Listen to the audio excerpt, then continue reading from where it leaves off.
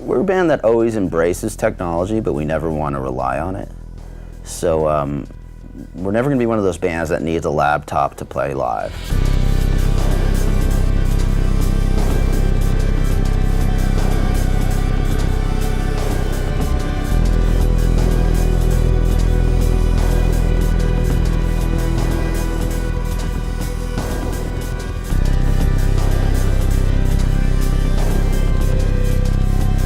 Simple way, I've often talked about our music as being controlled chaos. So like it sounds to a lot of people pretty random and crazy, but everything is intentional. Every note has a purpose, you know.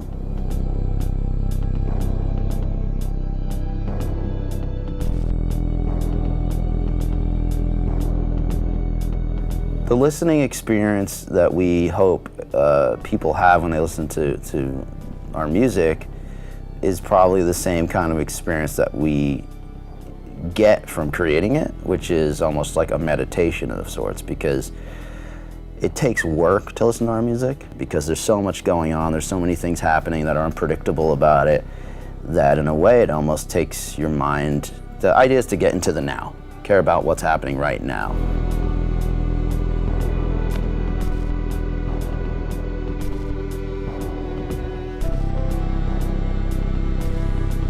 When I was younger, some of my favorite music was like electronic, like new wave music and things like that. Depeche Mode albums and like Nine Inch Nails albums, IDM rec albums like Aphex Twin and Square Pusher. Those were actually huge influences on me because there was no limitation on frequency range. So to hear albums that were created for the purpose of listening to them through good speakers was a huge inspiration on me, even in a band scenario.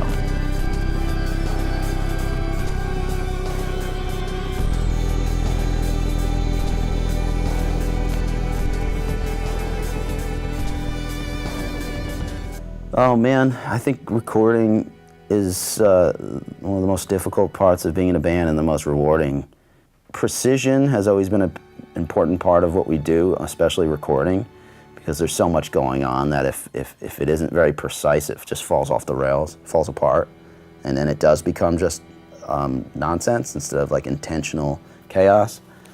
But at the same time, actually really playing the stuff and not cutting and pasting parts and things like that is also an important part of what we are, because I feel like the energy comes from like the sweat that's coming off of you for doing 1,000 times instead, or just that 7th track, it's like your pick's a little duller that time. And while it may be, well, you may try and play it so many times that sounds almost perfect, it's not. It's not, and like God is in the details, you know.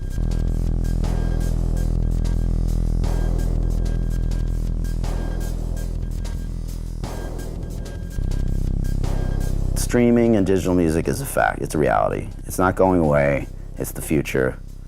It's all about convenience, and it's not convenient to have 1,000 pieces of plastic in your house. You know, it's just not.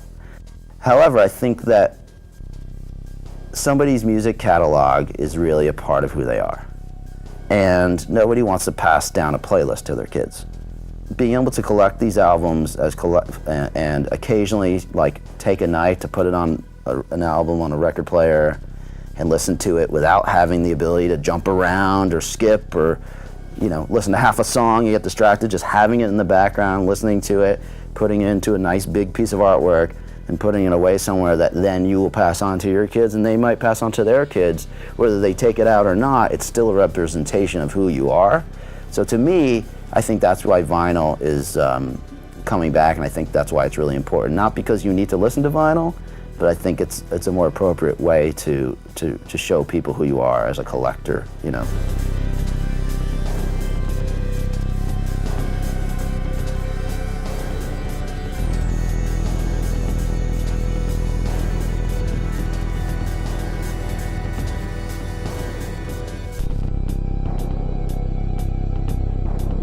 The great thing about the live experience is that it's a collective energy that comes from the band and the people around you and the sound and all those things. But being able to just lose yourself with a pair of headphones or speakers I think that's what is so great about recorded music, is that it can be very intimate, you know? You can share something very intimate with somebody, an individual that you don't even know.